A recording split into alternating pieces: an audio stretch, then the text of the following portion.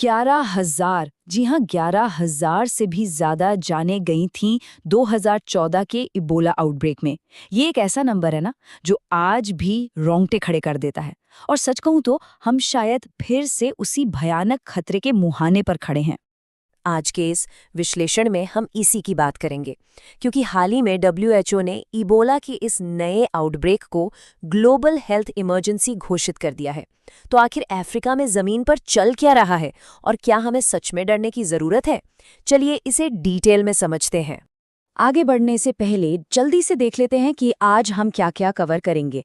हम समझेंगे इस इबोला इमरजेंसी को, ये वायरस आखिर है क्या, ये नया आउटब्रेक इतना खतरनाक क्यों है, अफ्रीका में इसके फैलने के कारण, और अंत में पूरी दुनिया और खासकर भारत पर इसका क्या असर हो सकता है। तो शुरुआत करते हैं हमारे पहले सेक्शन से, इबोला इमरजेंसी। आखिर डब्ल्यूएचओ की इस घोषणा का असल मतलब क्या है? देखिए, पैनिक करने से पहले हमें पब्लिक हेल्थ इमरजेंसी और महामारी यानी पैंडेमिक के बीच का फर्क समझना होगा। पब्लिक हेल्थ इमरजेंसी बस एक अलर्ट फेज है। इसका मतलब है कि वायरस कई देशों के लिए खतरा बन रहा है और अब इंटरनेशनल एक्शन और फंडिंग चाहिए। ये अभी तक कोविड-19 की तरह कोई अनियंत्रित महामारी नहीं बनी है। मतलब ये अर्ली इंटरवेंशन का वक्त है। तो अभी एग्जैक्ट सिचुएशन क्या है?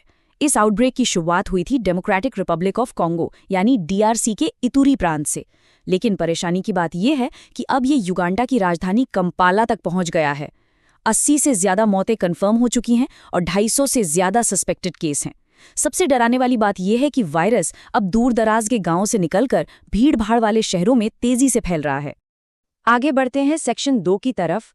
आखिर ये इबोला वायरस है क्या, इसकी बायोलॉजी और इसका ट्रांसमिशन कैसे काम करता है? अगर साइंटिफिक नजरिए से देखें तो इबोला एक वायरल हेमोरेजिक फीवर है। ये फाइलोविरिडे फैमिली का एक आरएनए वायरस है जो सीधा हमारे इम्यून सिस्टम पर अटैक करता है। आसान भाषा में बताऊं तो ये आपके अंदरूनी अंगों को पूरी तरह फेल कर देता है, जिससे इंटरनल ब्लीडिंग शुरू हो जाती है। सच में ये इंसानियत के लिए ज्ञात सबसे घातक बीमारियों में से एक है। अब आप सोच रहे होंगे कि ये इंसानों तक पहुंचता कैसे है। तो देखिए, ये एक जूनोटिक बीमारी है। इसकी चेन कुछ इस तरह शुरू होती है। सबसे पहले ये चमगादड़ों में पनपता है, जो इसके नेचुरल कैरियर्स हैं।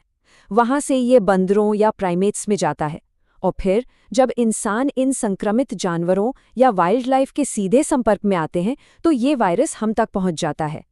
लेकिन यहाँ एक बहुत ही क्रूशियल पॉइंट है। इबोला हवा से नहीं फैलता। ये कोविड-19 की तरह एयरबोर्न नहीं है। राहत की बात है ना? लेकिन ठहरिए, ये संक्रमित खून, लार, पसीने या उल्टी जैसे शारीरिक तरल पदार्थों के सीधे संपर्क में आने से बहुत ज्यादा संक्रामक हो जाता है। इसीलिए मरीजों की देखभाल करने वाले परिवार के लोग और हमारे हेल्थ वर्कर्स इसके सबसे बड़े शिकार बनते हैं। अब बात करें इसके लक्षणों की, तो वो शुरुआत में बहुत ही धोखेबाज होते हैं। आपको लगेगा जैसे नॉर्मल वायरल फीवर है, थोड़ा बुखार, सिर दर्द, थकान। लेकिन अगर समय पर इलाज ना मिले तो इसकी एडवांस स्टेज बेहद खौफनाक हो जाती है। उल्टी, डायरिया, स्किन रैशेज और फिर मसूड़ों से खून आना या इंटरनल ब्लीडिंग शुरू हो जाती है। अब आते हैं हमारे तीसरे सेक्शन पर। आखिर ये नया आउटब्रेक इतना ज्यादा खतरनाक क्यों माना जा रहा है? चलिए बूंदी बुग्गियों के खतरे को समझते हैं। आपको पता है, कोविड की तरह इबोला के भी कई स्ट्रेन्स होते हैं। दुनिया को जिस स्ट्रेन के बारे में सबसे ज्यादा जानकारी है वो है जायर इबोला वायरस। उसके लिए हमारे पास एरेबो नाम की एक असरदार वैक्सीन भी है। लेकिन इस बार जो स्ट्रेन तबाही मचा रहा है उसका नाम है बुंडी बुग्यों। इसे 2007 में युगांडा में खोजा गया था।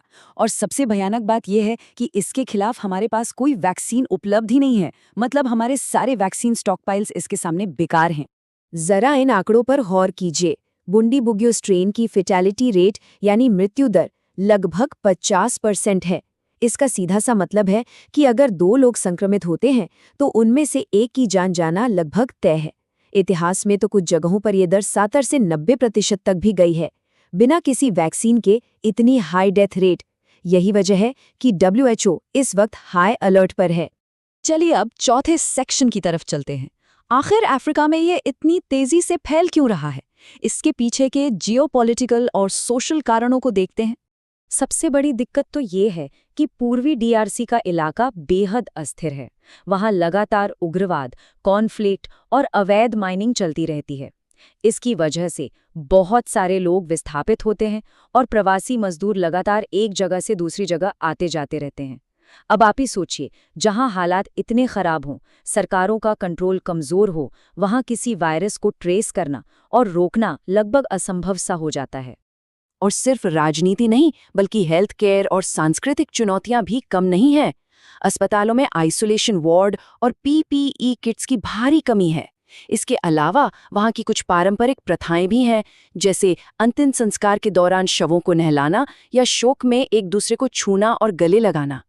चूंकि इबोला शरीर के तरल पदार्थों से फैलता है, ये पारंपरिक अंतिम संस्कार असल में सुपर स्प्रेडर इवेंट बन जाते हैं।